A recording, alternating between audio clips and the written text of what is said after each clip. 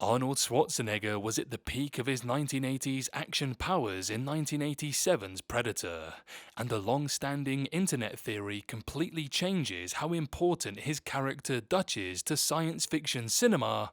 So come along with me for this one, and don't forget to like, comment, and subscribe. Tell me more, tell me more. Predator featured Schwarzenegger and the host of other 1980s action icons trying to survive an unseen extraterrestrial hunter of the Yautja species in a jungle. Schwarzenegger's Alan Dutch Schaefer is the only member of his paramilitary rescue team to survive the creature and escape the jungle.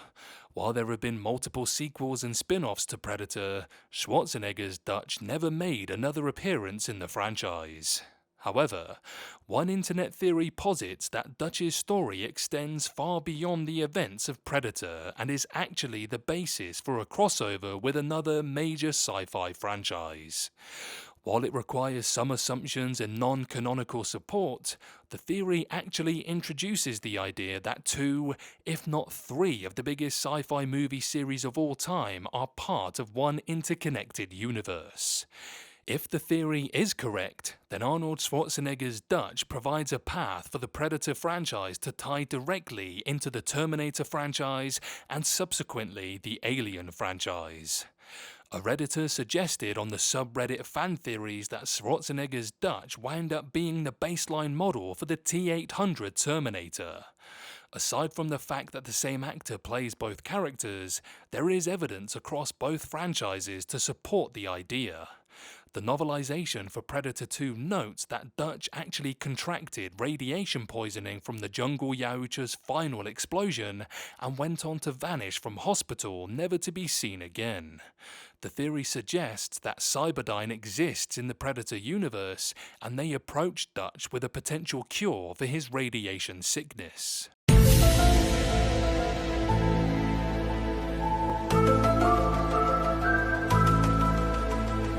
That cure was to turn him into a cyborg, just as they did with Marcus Wright in Terminator Salvation.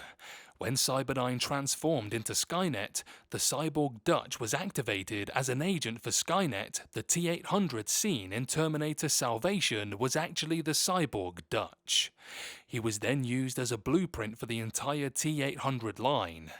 Cyberdyne and subsequently Skynet were aware that Dutch was able to take down a Yautja, which the government supposedly knew about for years, and therefore would be a formidable model for a cyborg or Terminator.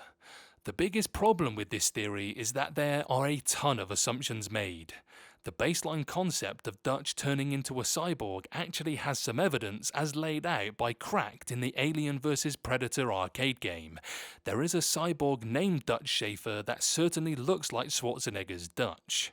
That would certainly support the Reddit theory and open the door for the rest of the narrative to unfold. However, that video game is certainly not recognized as canon, and everything about Dutch's story after Predator becomes an assumption. Well, you know what they say when you assume, you make an ass out of you and me.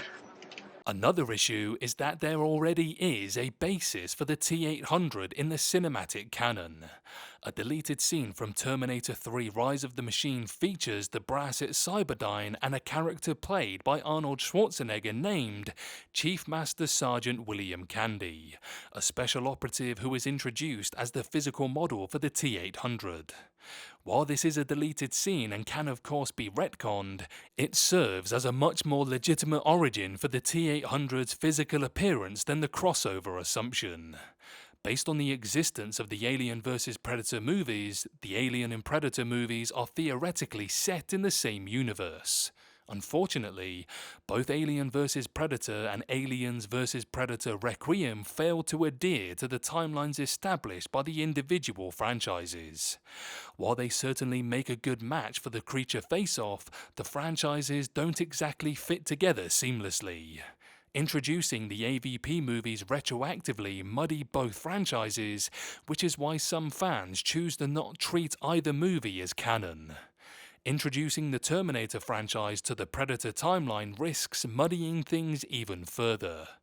The theory of Dutch being the basis of the T-800 certainly has sense in logic, but to actually pursue establishing that in a cinematic canon risks making a mess of both franchises. However, franchises have succeeded for years in ignoring sequels and spin-offs for the sake of creating a more seamless narrative in timeline. That's the route that would make the most sense for a Predator and Terminator crossover, and would certainly be worth trying to get a cybernetic Yautja taking on a T-800. And yes, before anybody says anything, I'm aware of the Dark Horse comic from 2000, Aliens vs. Predator vs. Terminator. What about Ray Bradbury? I'm aware of his work.